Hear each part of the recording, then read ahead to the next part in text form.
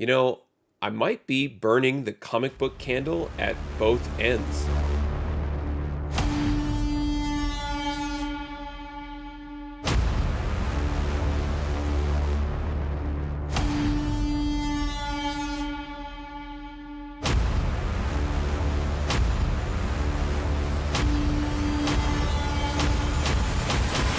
Hey there, today I have an unboxing video. And in this video, I'm going to open up an order that I placed with Mile High Comics. And what I noticed is what I'm doing is I'm really buying at both ends of the spectrum now. And I'm not going as far as Golden Age, but for me personally, kind of reaching into the early 70s and then compared to kind of what's behind me right now, a lot of modern new releases. I'm getting back into the new comic book game and so forth.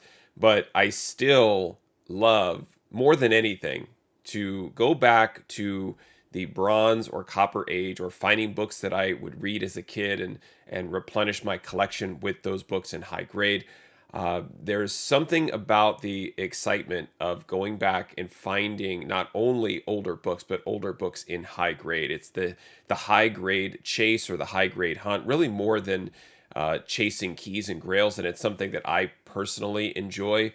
I totally respect and appreciate the tracking down and the acquisition of a specific grail, something that one book that you've been looking to add to your collection.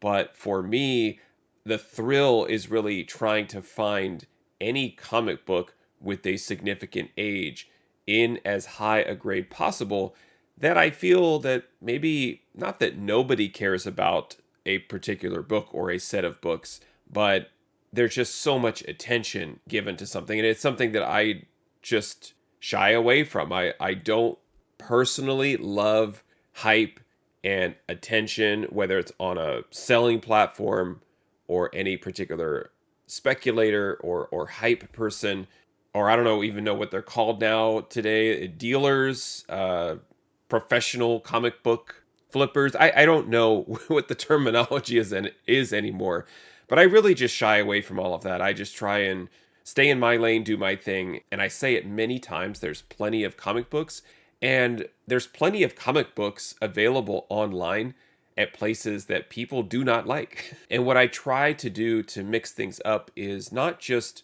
go back to an entire era and say, I feel like hunting down some really great Silver Age books. Instead, what I'm trying to do is I'm trying to find a theme, and I'm slowly gravitating towards original cover price. Now, really what that means is you're just buying from a certain piece of that era. And one of the cover prices that I've been studying recently is the 20-cent cover price. So there are a couple books in here that have that original cover price and some don't, but I'm starting to gravitate more towards those specific cover prices, just because I feel like it really kind of isolates a certain piece of the era that may or may not have been popular, overpublished, underpublished, appreciated, overlooked, and so forth.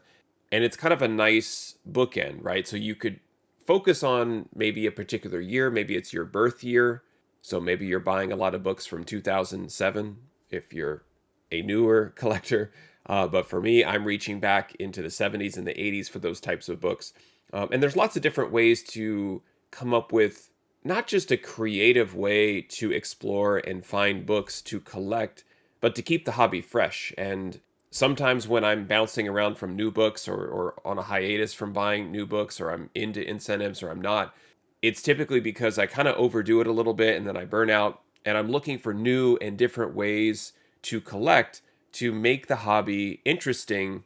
And that way it's always sort of new and exciting, even if I'm buying older books, it seems new to me. So I want to get to the unboxing of these comics, and we'll take a look at the age of the books, the condition, maybe take a couple out and grade them. And then if you stay to the end, I'll show you what I paid for these and compare it to fair market value. And I think what's interesting here is the further back you go in terms of the age of the comics, especially when they're not keys or grails, you end up having to pay more than fair market value. And I think that that's something else that I'm studying as well, because if you're buying a giant size X-Men #1 raw, it certainly has a raw value and people are very aware of it. So if they see it raw, then they want to either bid on it or try and acquire it, purchase it, and so forth. But for books that really are what many would consider to be filler, there's not a lot of reported sales on those just because they're not as popular, but they're still from the same era and the same age. And also, the degree of difficulty to get those books in high grade is really high. So I realize that when I'm trying to find these books and compare like good value picks and smart purchases with your money, I have to get a little bit out of my comfort zone if I want to be more aggressive in acquiring these books. And it is something that, again, like I'm trying to study the numbers here, because if you're just comparing the raw book prices versus the reported fair market value of these older books, it doesn't make a lot of financial sense just to do that.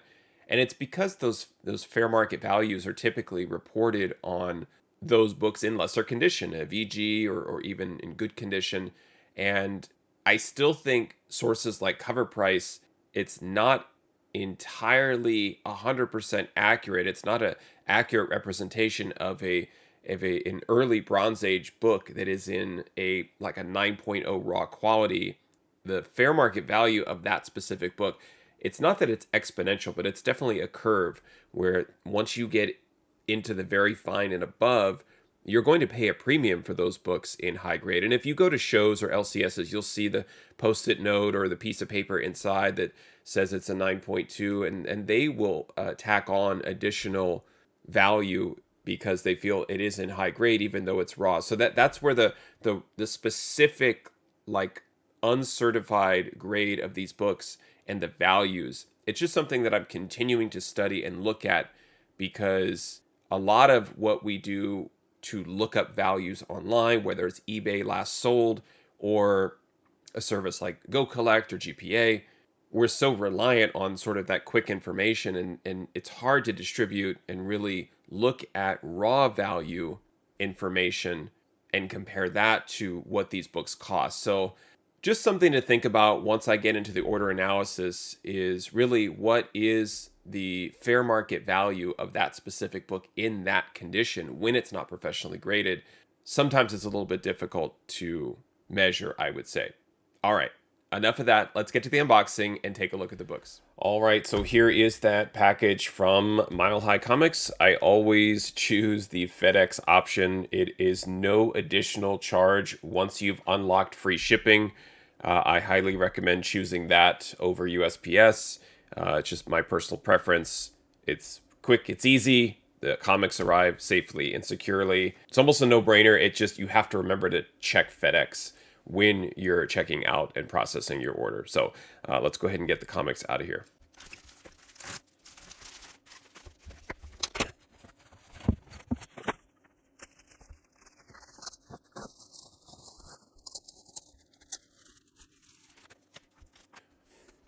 All right, looks like we got some sort of rigid or top mailer here for one of the books, so this must be pretty serious. But here are the books from Mile High Comics, so let's take a look and see what we have. Right off the bat, let's take a look and see what is in this special holder. And this is Captain America 128. Now, not the 20-cent cover that I was talking about, but Silver Age copy with 15 cents here. Just a gorgeous book from 1968, and it has the near mint sticker. It's designated as near mint. It doesn't always mean it's a 9.4, but the first thing I always look at when I'm trying to grade a book is the color, and this being a yellow background, there's a particular collectability around that. There are some folks that really do like the yellow background covers and collect those exclusively, but I really thought that this book was not just a value pick or has potential in high grade, but the action sequence here on the cover, the age, Captain America not being at the forefront of collectors' minds these days, and I wanted to step in and just pick it up. Now, I don't know if I can really talk about the condition of this unless I take it out of the holder, so let's do that. And there's no bag. It's in here, kind of not loose per se, but I don't want the plastic to rub against the cover, so I'm going to just pull it out vertically here. It's like holding a little piece of history. Now, the first thing I'll notice is right down in here, and I'll get the light in there.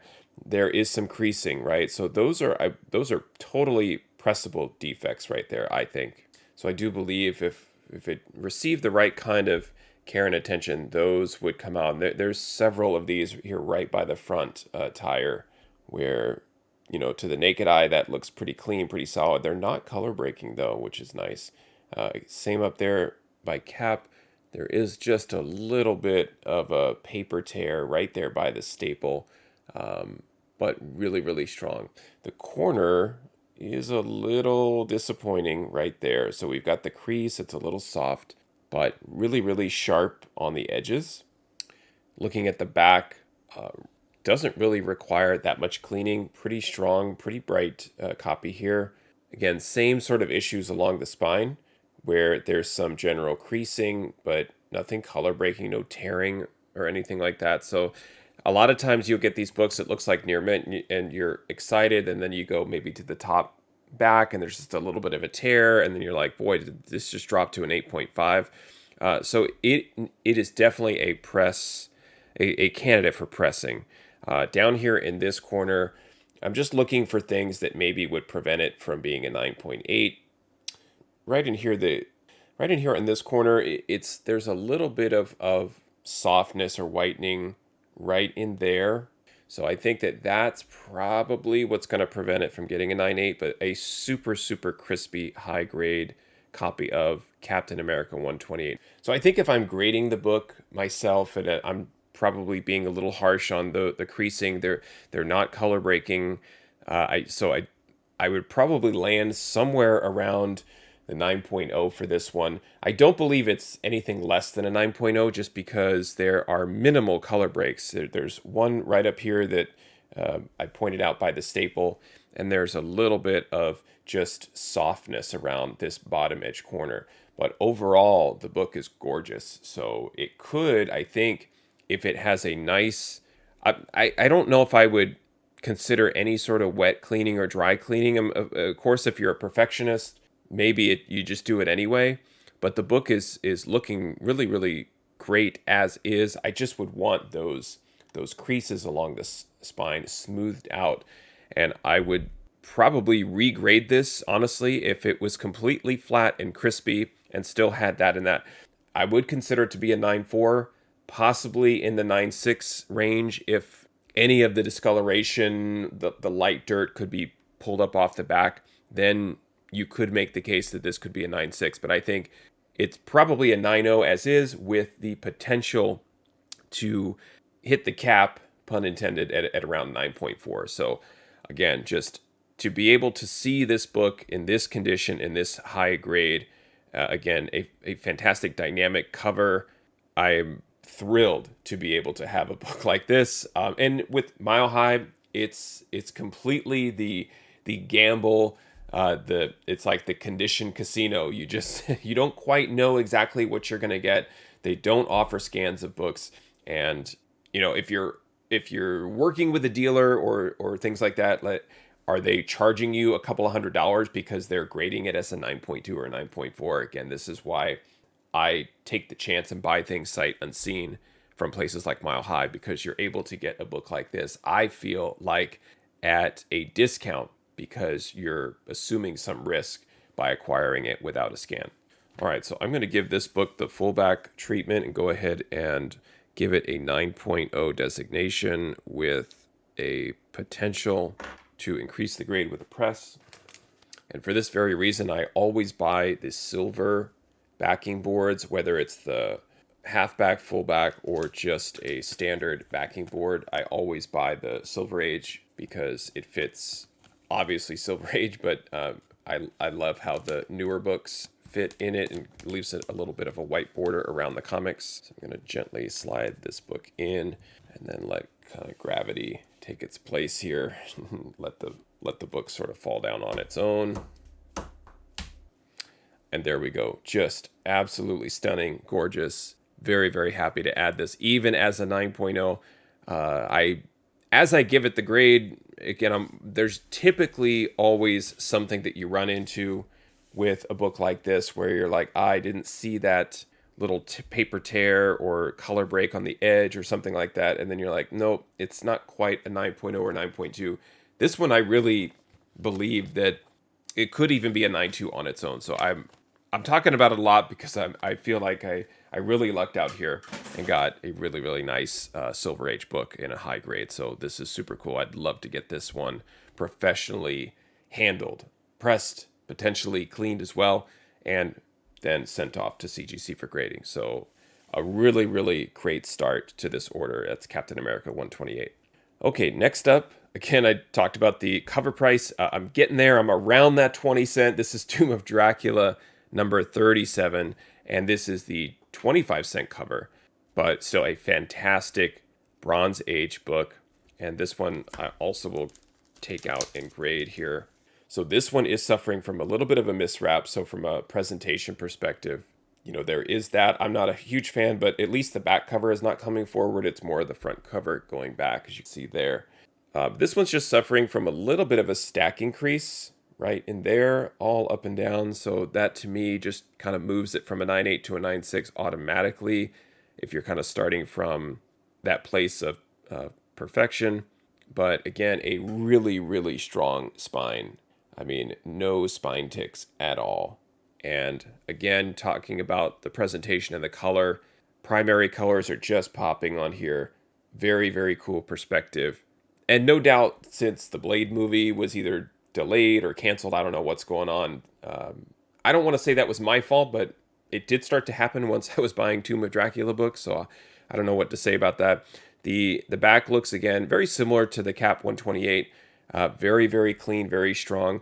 I'm really having a hard time finding any defects on this. There's a couple of maybe non-color breaking, little bit of dents, and I mean, it's very so tiny that it's hard to even show it there. Let me get the light right there by the 598, right there on the edge by my finger. There's a little bit of creasing on this near the staple, but an absolutely stunning and gorgeous book, Tomb of Dracula by Wolfman, Colin, and Palmer.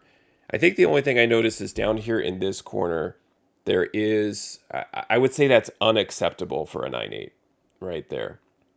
So just some additional creasing plus some whitening that would probably, again, that's preventing it from being a 9.8. Would it drop it down beyond a 9.4? I don't think so. I think that the stack increase in that corner probably puts it at a 9.4, and then a press could move it into a 9.6. A little bit of discoloration and some dirt there at the bottom, right in there. But overall, another fantastic book in absolutely high grade, and I'm going to get a fullback for this one as well. Now for this, I think I'm going to go ahead and give it a 9.4. And again, it's a pressing candidate. It's hard because it's difficult for me to just say, oh, this is a 9.6 or a 9.8, just because of the flimsiness of all the paper and everything. There's something about holding these books where I'm like, it can't really truly be a 9.8, can it? I mean, even as I look here a little bit closer, there's just a few little specks of either scratching or color lifting up in here. And as I look at it as an angle, everything else looks crispy. But this up here in the color, this corner down here, and then just the stack increase that I think can come out with even just a basic quick press. I feel like the book will cap out at a 9.6. So I really think it is a 9.4 by itself. And even that, it's almost a miracle that the book got from wherever it came from to the Mile High store to me. A book from the 70s and in this high grade condition and quality. So again, just super, super happy with this one as well. And you can see with this not being Silver Age, but being in a Silver Age backing board and bag, you get the nice border around it, which I prefer. So awesome. Tomb of Dracula 37. Great book. Okay, so next up, let's get to those 20-cent covers. This is Supernatural Thrillers number 3.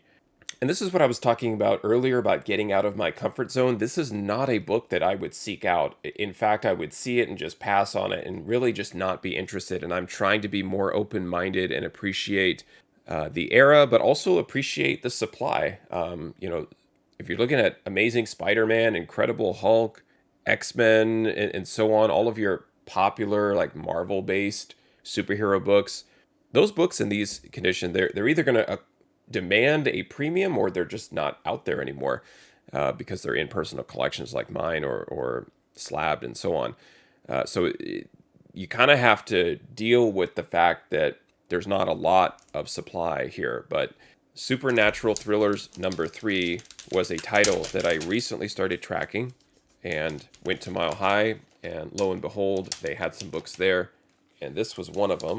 And let's take a look. From a color presentation perspective, it truly is high grade. Is it near mint? Let's find out. The spine again, now this one does have a few color breaks. One right there, 2, 3, and yes, that is a fourth one right there. It's right over the art, so it's hard to see. But this one, the corners look great. So this is kind of like if you're thinking about like how does Mile High grade? I think this is kind of how they're doing it. So if the spine is pristine, but there's a corner issue, and that's it. It's near mint. This one, there's 4 obvious spine ticks, but the corners, all 4 corners, are really really nice and sharp. A little bit of creasing down there, but not much. The back looks okay. It looks like it does have some. I don't know if that's pencil or ballpoint pen. I'd have to maybe take an eraser to it and see if I could get that off. If it is pencil, but really, really well put together book. Spine looks really, really nice. No creasing whatsoever on the cover. Gorgeous presentation. Colors pop. Just off from a wrapping perspective. You can see it just hangs over just a touch, but really not very noticeable from the front cover. So I'm very, very pleased with this. Now this one's tough. I'm leaning 9.2 with those color breaks. Maybe a 9 because of the writing on the back. So I probably will leave it as a 9. But another candidate for pressing, I just don't believe with the spine ticks. It's going to probably get anything over a 9.4. So I'm going to go ahead and leave this one as a 9. I'm going to get out yet another full back, but another pressing candidate here for a little bit of a grade bump. But really, we're starting from a good place. I mean, we're not going, again, we're not looking at a 7.5 or an 8.5 trying to get into the 9s. I think on all 3 of these books so far, I'm able to get them in the 9s as is. So it's almost like anything above and beyond that from a grade bump perspective is awesome. So this one, I'm going to go ahead and put 9.0. And I'm going to mark it CP just so I remember to deal with the back. So what I do is if it's just a press, then I'll either try and press it myself or send it to somebody for pressing. But if I put the letter C for cleaning, I will typically re-examine the book one more time before I decide what I'm going to do with it, whether I'm going to try and clean it myself or request additional services from a presser. But if I just have it on the back of the board here and I just mark it 9.0 press, I don't take it out of the bag and board unless I'm going to press it, but I just deal with it and I don't regrade or re-examine the book. But if I do mark it with a C, I'd probably look at it one more time, figure out what precisely I need to do to clean it. But another really, really gorgeous book. I love when I get to rebag and reboard it with my own materials, and just outstanding. A fantastic Supernatural Thrillers #3, 20-cent cover from the early Bronze Age. Just amazing. Okay, so nothing that's like jumping out like with a 9.8 potential so far, but I would say that I'm very, very pleased with the condition of these books. So I've got a few more to go here. The next one is Man-Thing #1. This is the second series. So there was one series in 1974 and then another series in 1979. And the Werewolf by Night special that was on Disney Plus came out. I finally got around to watching it. I thought it was very good. It wasn't the best thing I've ever seen, but I really liked Man-Thing in particular. And I think I've talked about this with Star Wars. I always am fond of droids, and then in Marvel, it's all of the CGI or animatronic characters. I loved the character Man-Thing, and this is a great Bob Wycheck cover here. It says Frightful First Issue. Again, a little misleading. It is a first issue, but it is the Man-Thing second series. Again, this book was purchased in near mint. It's dealing with an obvious miswrap.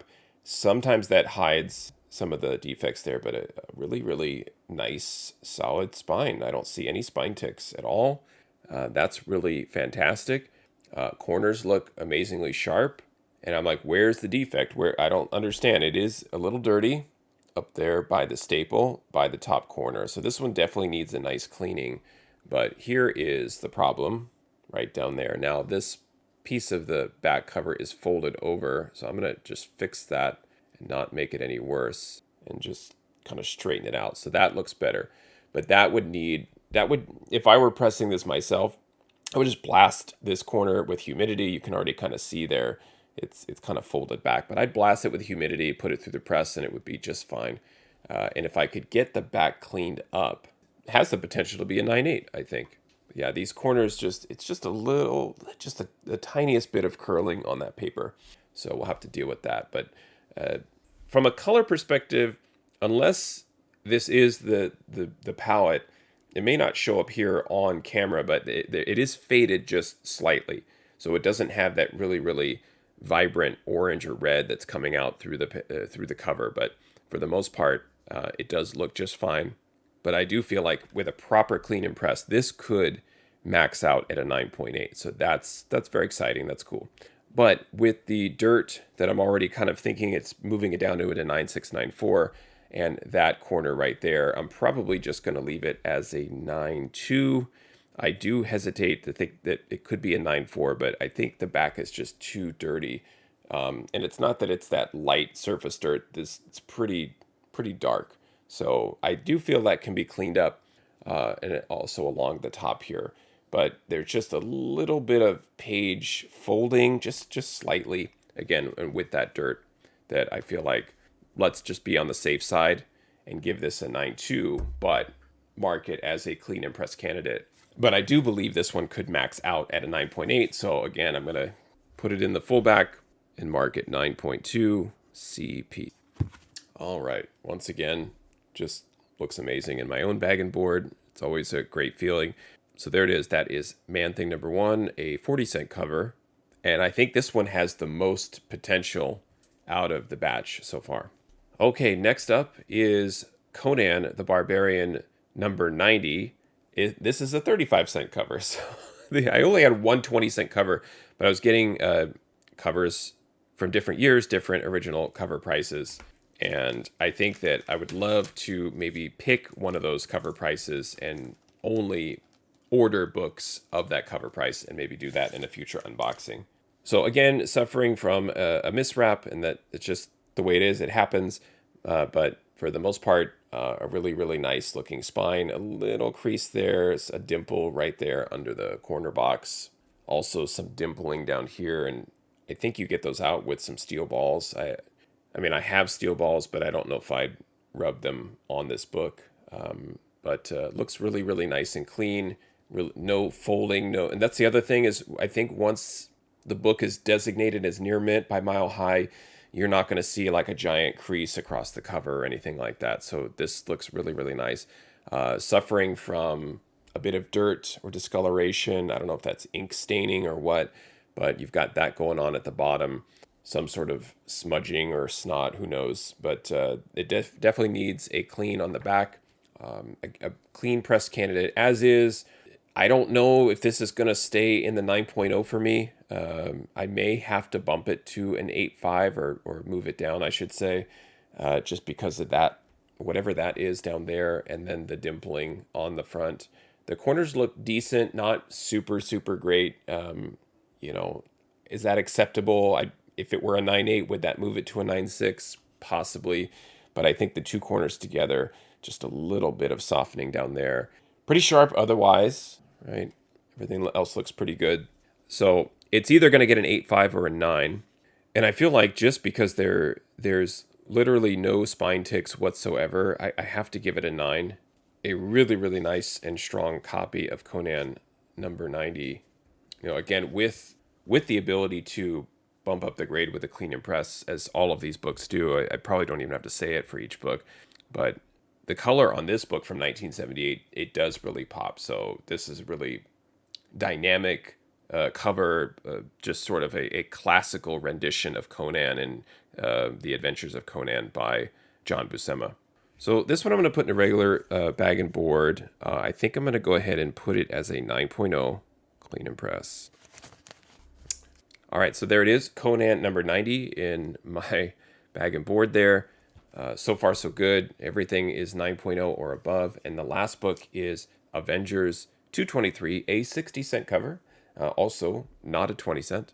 This is, I guess, considered to be a classic cover or just a well-known cover by Hannigan, with Hawkeye shooting his arrow and Ant-Man hanging on for dear life. And I want to get this one out of the bag just to take a look at the cover, because it looks to me like the cover itself is not super white. And so I wonder if it's dirty or it's faded somehow. But it's not bad. It's just a touch. It's just suffering from a touch of yellowing or something.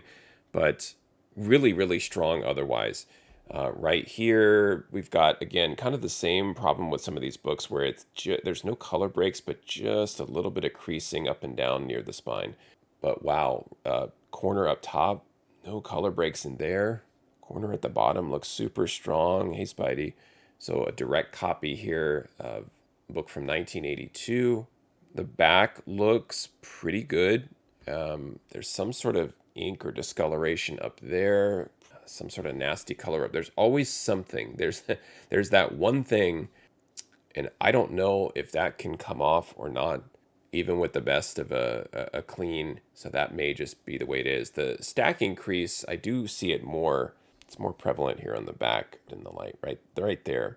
So that's unfortunate because the front looks super strong. I mean, if I had this if I was running an LCS and I had this up on the wall in a bag and board and I just marked it near mint plus or something like that, and I had a customer that would not take it out of the bag and board, I could probably get a nice price for it.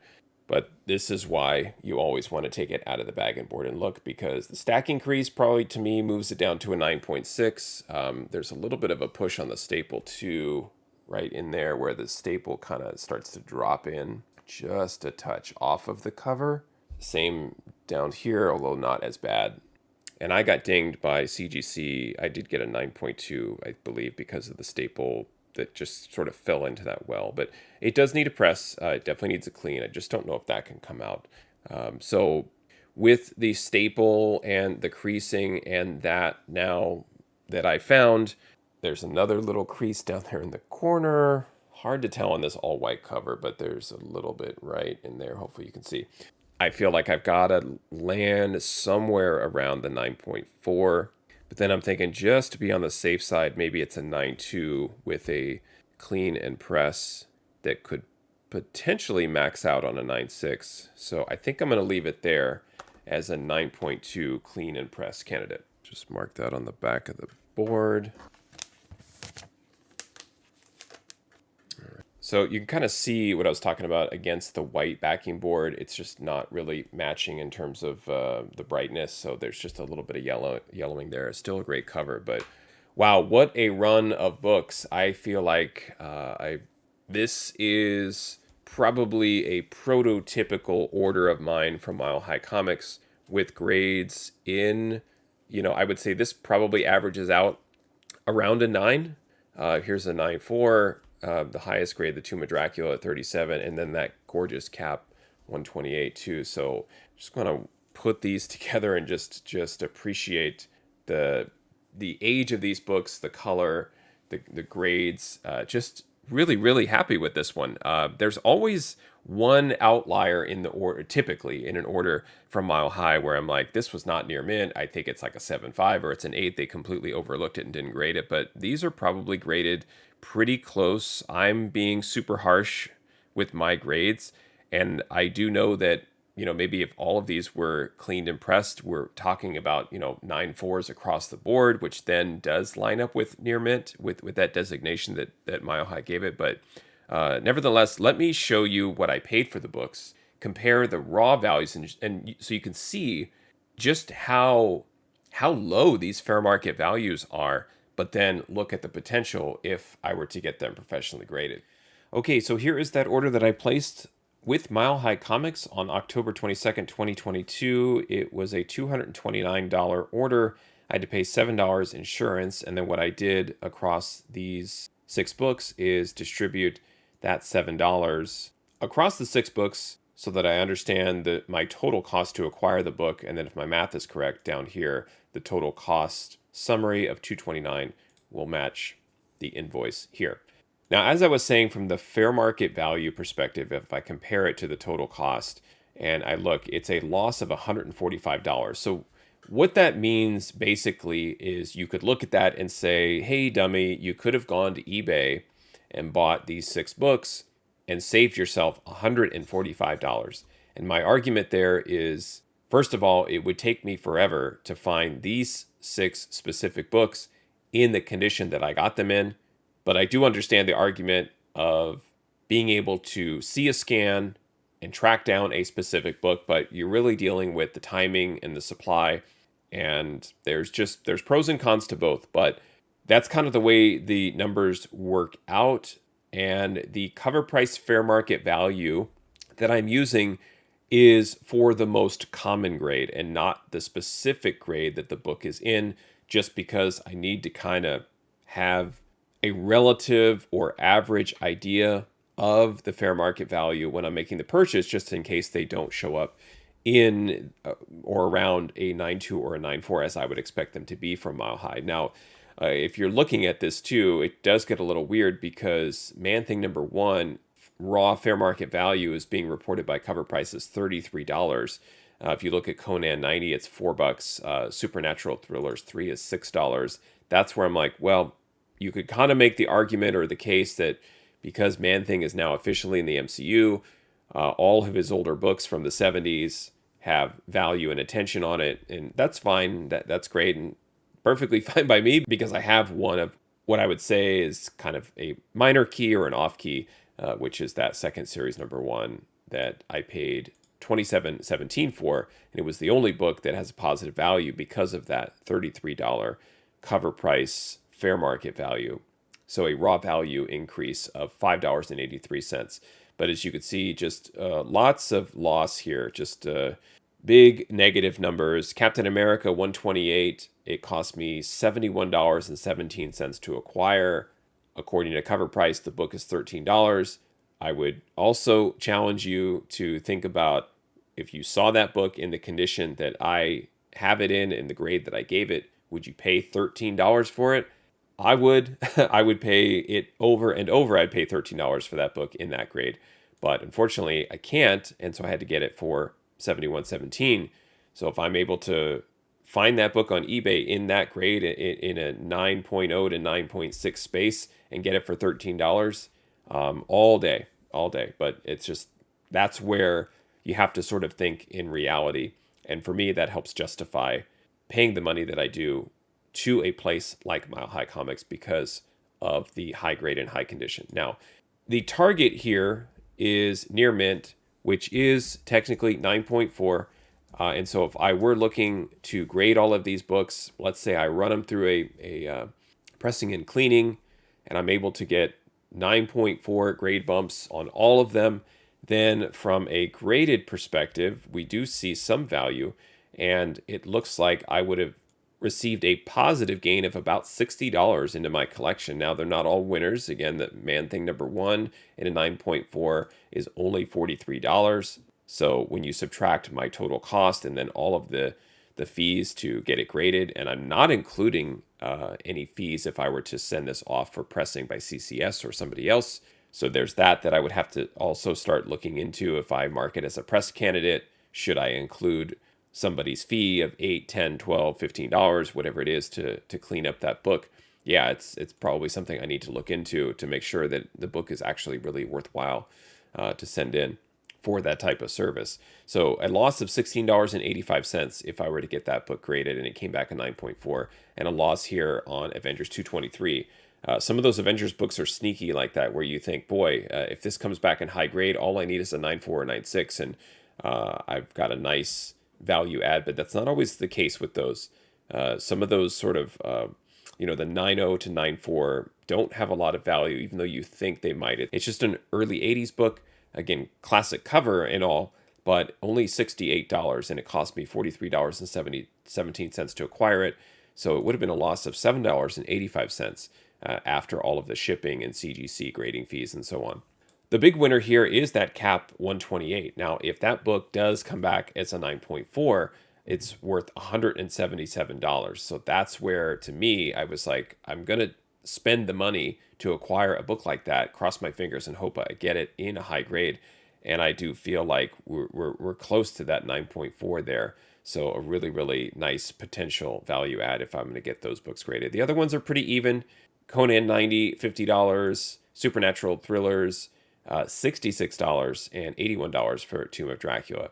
Now, the last bit is always kind of fun for me. It's like, what is the potential? What's the ceiling here?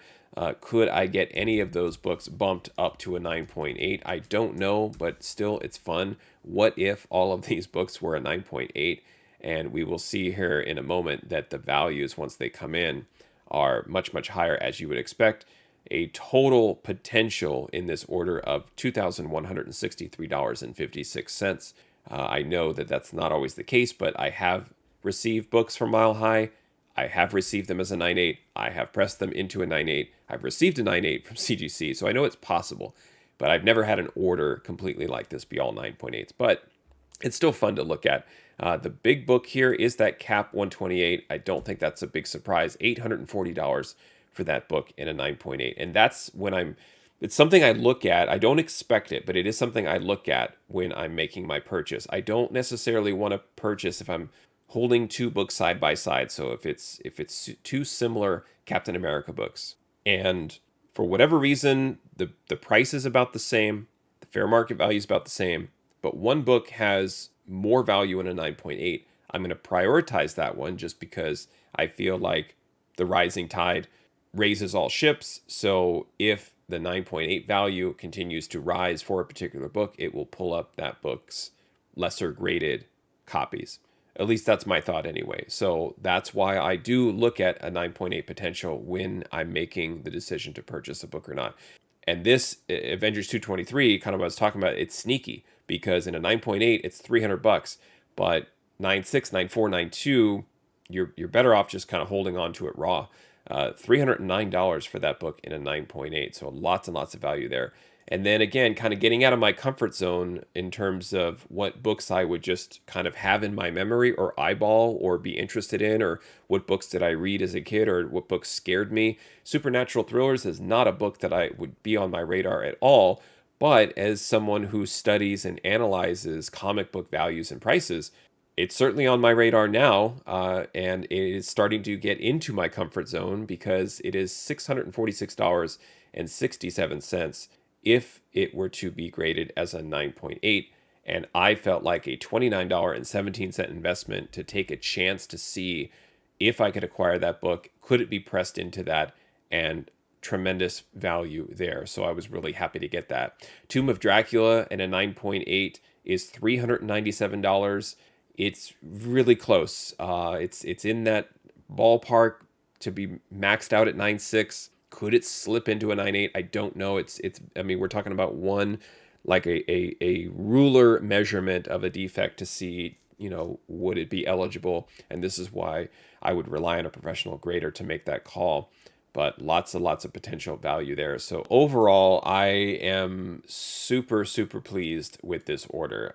I can't remember the last Mile High order that I placed where the conditions came in and I did not grade anything under a 9. It's because it's a gamble and I'm ordering somewhere around 5 to 6 books from Mile High. Like I said before, there's always some outlier. There's that one book that's like, come on, really? I mean, this is an 8 at best. Why are you sending me very fine books that you've marked as near mint? These books, I would say, from their grading standards and the way that they classify a book to be near mint, I think all 6 of these books were accurately graded by them and their scale. For me, obviously, none of them got a 9.4 except for the Tomb of Dracula just out of the gate. Almost all books that I get from Mile High would benefit from some sort of comic book CPR. So that's nothing new, and I think it does become redundant where I'm saying it with every book, but that's part of the potential is I track and store the grades for the books just as is, but then I also track the grades after they're pressed and cleaned to see what was the bump. And then I just include that. So that's why I continue to buy from Mile High, because if every one of these books got a bump, so that Tomb became a 9.6, the Cap became a 9.2, right, and so on, then the average grade of the books that I'm getting from a place like Mile High, obviously it's higher. And so I feel like that's because we have, as collectors, the capability to learn to press or send books off for pressing and get those grade bumps. I understand it's not automatic. It takes some work, takes some financial investment, but I end up building in all of that data so that when I go to buy from a place like Mile High, I'm not just buying into the specific raw book itself, but I'm also looking at all of the unrealized potential so that I can have my collection grow physically with by adding more comics, but also from a value perspective, adding additional value immediately, but also a lot of potential value for growth, regardless of the market conditions. I just know that from a condition perspective, there's a way to improve it. Thank you for watching. Happy collecting, and see you next time.